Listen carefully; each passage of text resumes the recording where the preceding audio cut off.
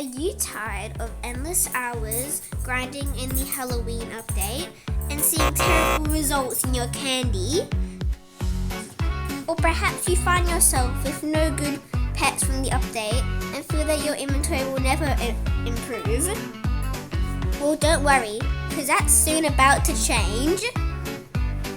Well, you came to the right place. Because this grinding routine will help you get super rich. Wow, still having fun. Now, let's get ready.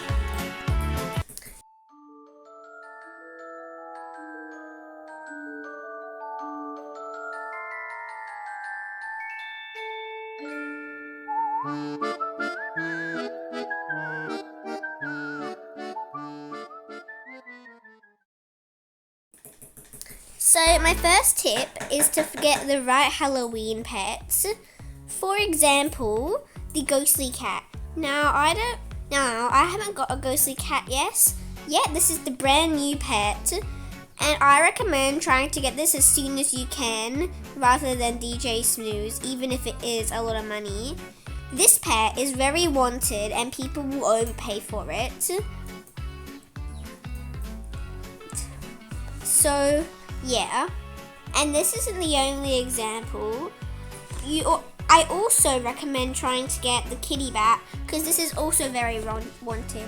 And you can get it with just plain hard work or 500 Robux, since you can get 10 yarn apples for 500 Robux.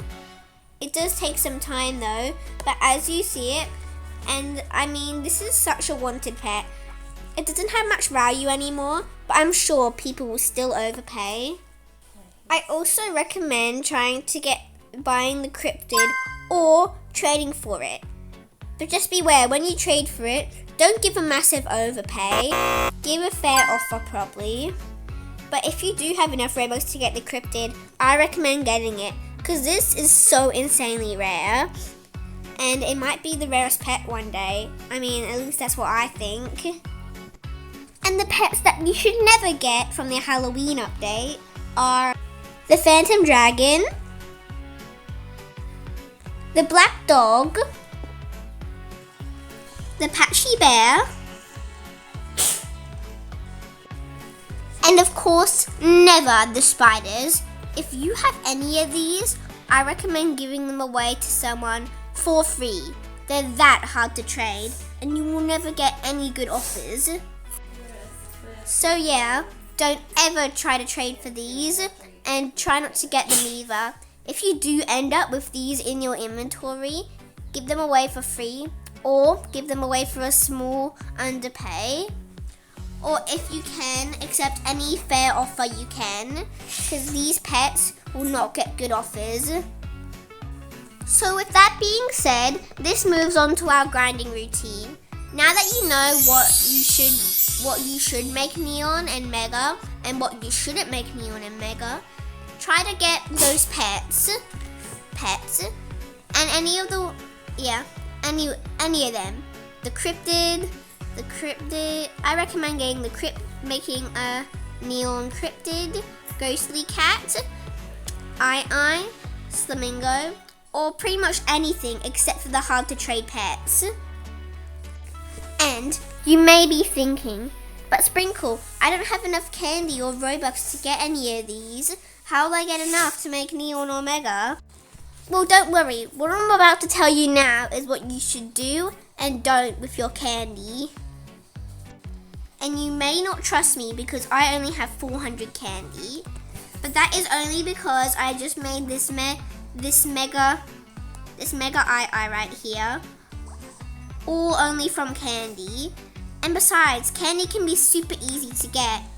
What you should never do is you should never buy candy. This is just a waste of your Robux. You would rather waste your time than waste your Robux, wouldn't you? Okay.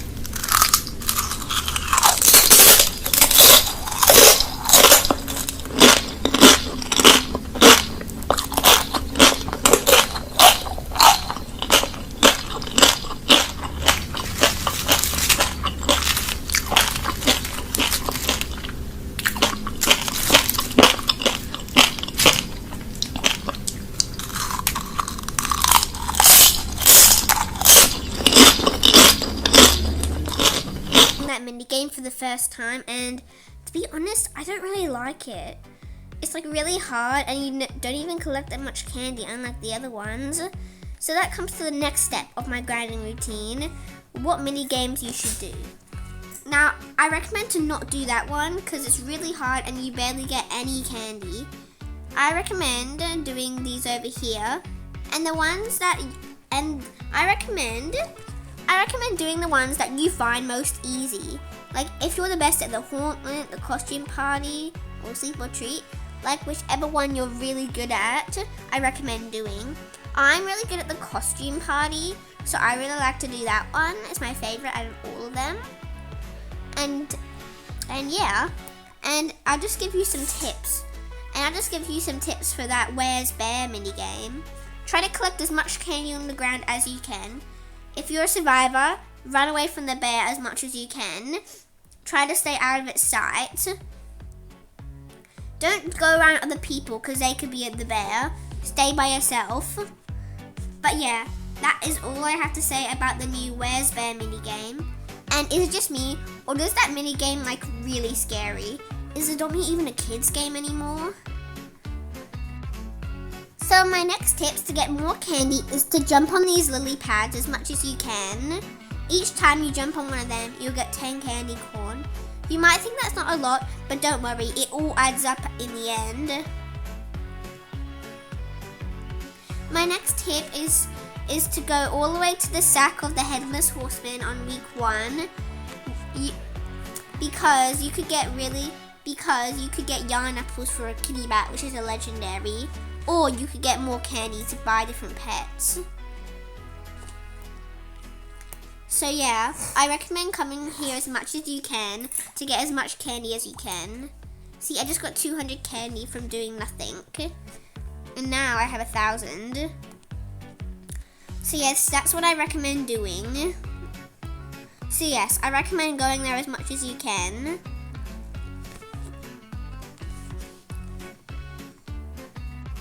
So, what have you learnt in this video so far?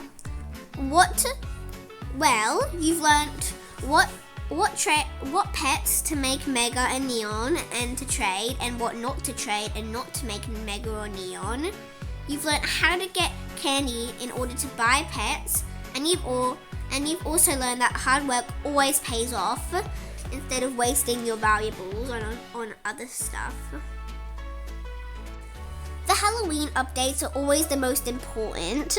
They always have the best pets who gain lots of values later on. The main thing I think is you should probably trade them while the Halloween update is still going, because this is the last week. Try to get as much of them as you can and trade them, except for the cryptid, because I think that the cryptid is going to gain lots and lots of value once the Halloween update ends.